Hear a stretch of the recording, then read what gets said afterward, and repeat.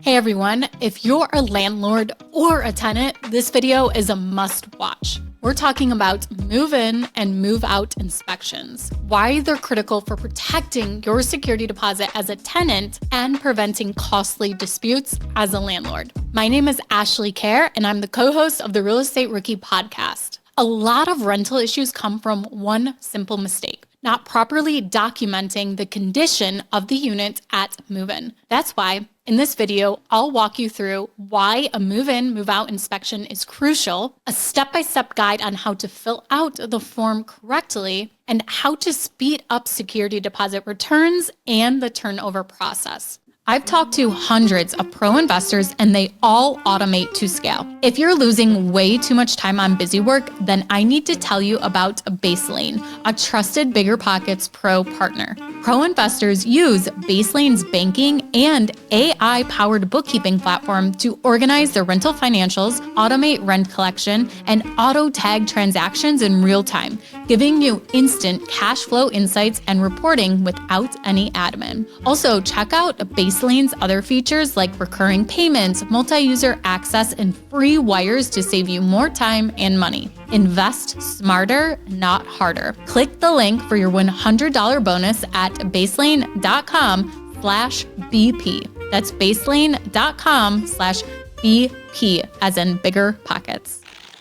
Usually, most of our videos are tailored specifically to investors, but I think this is a document that is mutually beneficial to protect tenants and landlords. Oftentimes, just a lease agreement is thought to be enough, but there are other documents that are crucial to a successful tenancy. By the end of this video, you'll know exactly how to protect yourself, whether you're a landlord or a tenant.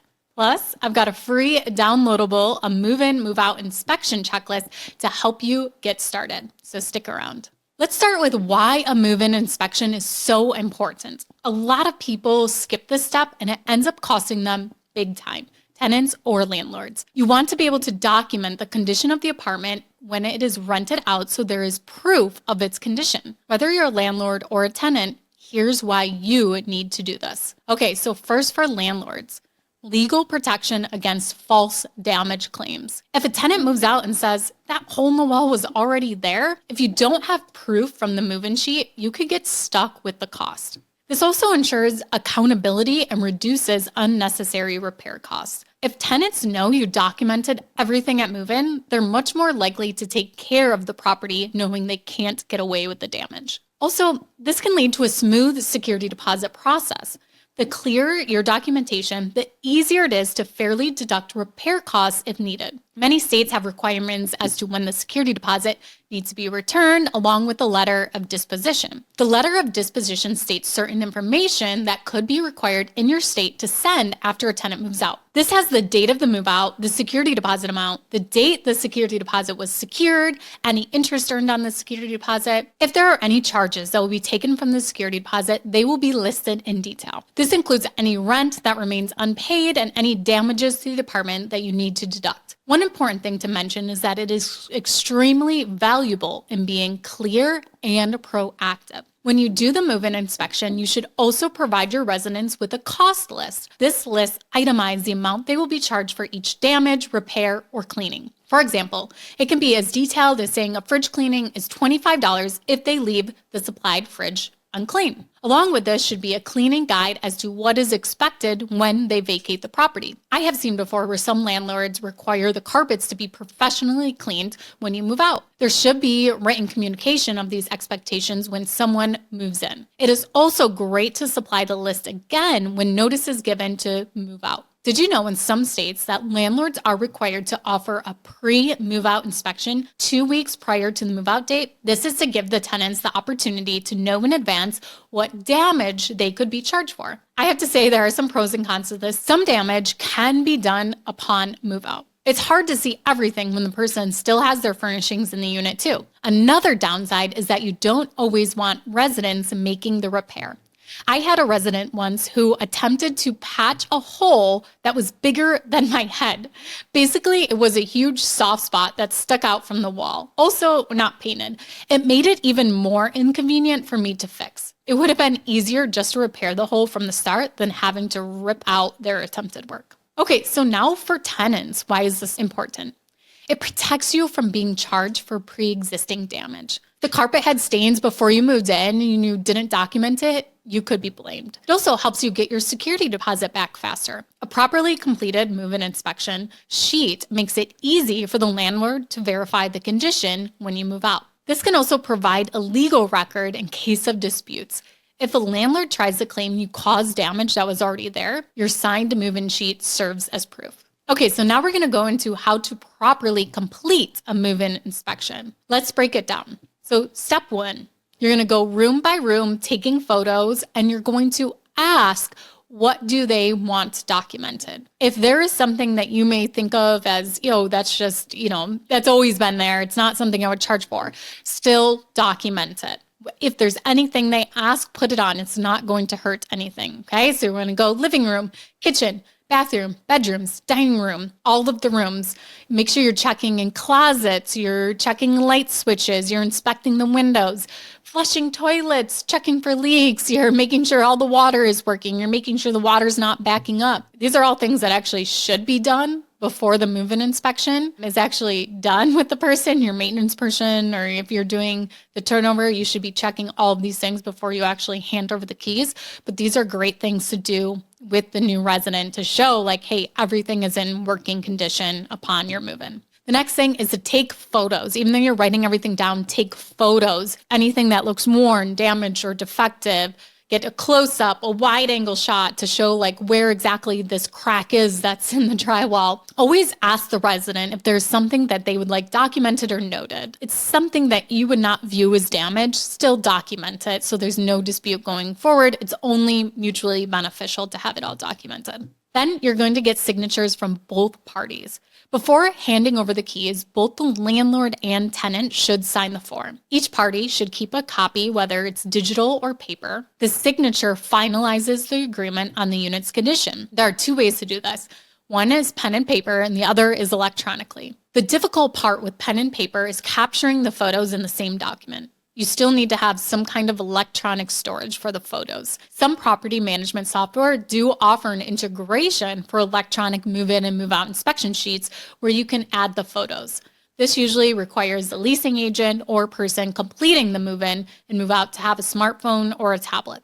The photos will be taken and any notes written for each room. Then the tenant is able to sign along with the leasing agent. The inspection form is then emailed to each person after signing for the records. Usually this software can come at an additional cost, so if you do want to save the money, here is how I would do it, the pen and paper method. I would use my template at biggerpockets.com/resources. I would write in any damage describing it. Then you would both sign in person. I would still take all of my photos and then save them to the unit page in my property management system, or I would save it to some kind of online storage such as Google Drive. I would be consistent where I store these photos for each unit. You could also organize it by tenant. You will want to save the photos in the signed inspection sheet in that folder. It should be easily accessible and easy to find when it is time to do the move-out inspection. Now let's actually talk about the move-out inspection and why it's just as important as the move-in inspection. So you want to ensure a full deposit is returned to the tenant if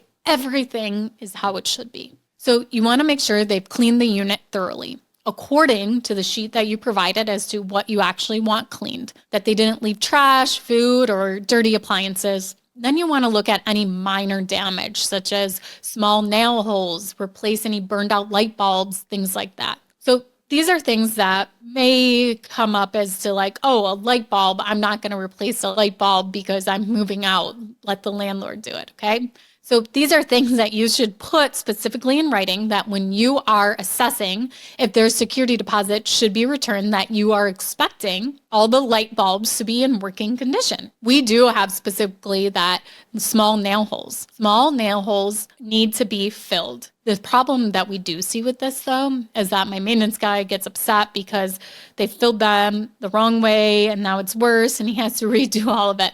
So just remember that if you are going to charge for certain things, that you need to be clear if they have the opportunity to fix it and what that repair actually looks like. So you can get super detailed as to saying, if there is drywall damage, this is the exact way to repair it in order not to get charged, okay? Or you can say, this is the amount that we will charge. And then return all keys. You want to make sure when you're doing the move out inspection that all of the keys are being returned to you. I highly recommend, and I hope everyone who has a landlord is doing this, where they are changing the locks every time. But what I have done before is we use a company where we actually just replace the core.